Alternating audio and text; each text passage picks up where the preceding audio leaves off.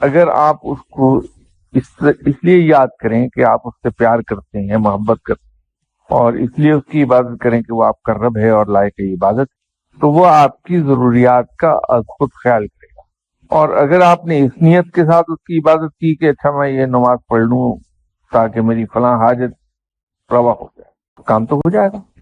لیکن رب نہ ملا، کیونکہ آپ نے تو مزدوری کی، اس کے ساتھ ایک کانٹریکٹ کر لیا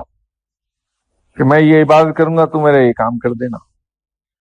اس کی عبادت کیجیے اس نیت سے نہیں کہ میری فلاں حاجت جو ہے وہ پوری ہو جائے، میرا فلاں مشکل ختم ہو جائے، بس اس کی عبادت کیجیے کہ وہ لائق عبادت ہے اور وہ آپ کا رب ہے، تو وہ آپ کو لک آفٹر کرے گا پوری طرح۔ وہ جو لفظ جو تھا جو نماز وضو کے وقت پڑھنا تھا، تو بعد میں بہت عرصے کے بعد ارشاد ہم ڈسکلوز کر دیا کہ وہ اس میں اعظم تھا۔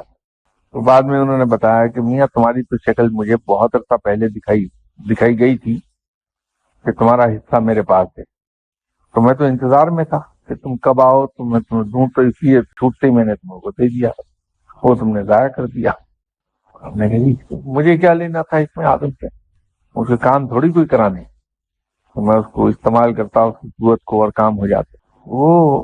اللہ نے اچھا ہی کیا کہ ہو گیا۔ ایسی عبادات ہیں، کچھ ایسی تسبیحات ہیں اس کے بعد میں منع کر دیتا ہوں کہ اس کے بعد دعا نہ مانگی گا، نماز کے بعد مانگیے دعا۔ اس کی وجہ یہ ہوتی ہے کہ وہ مزدوری کی شکل اختیار نہ کرنے، عبادت رہ جائے۔